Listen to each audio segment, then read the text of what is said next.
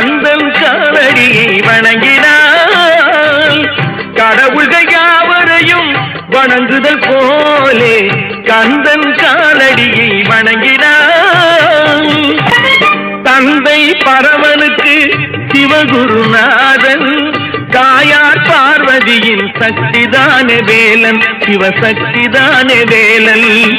தந்தை பரமனுக்கு சிவகுருநாதன், தாயார் பார்வதியின் சக்திதானே வேலன், சிவசக்திதானே வேலன். அண்ணனவன் கணேசன், கண்ணனவன் தாய்மாமன்.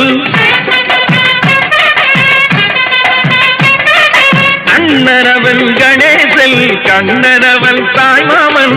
மாமனுக்கு பிள்ளை இல்லை, மருமகன் தான் திருமகன். மாமனுக்கு பிள்ளை இல்லை, மருமகன் தான் திருமகன். கந்தன் காலடியை வணங்கினார்.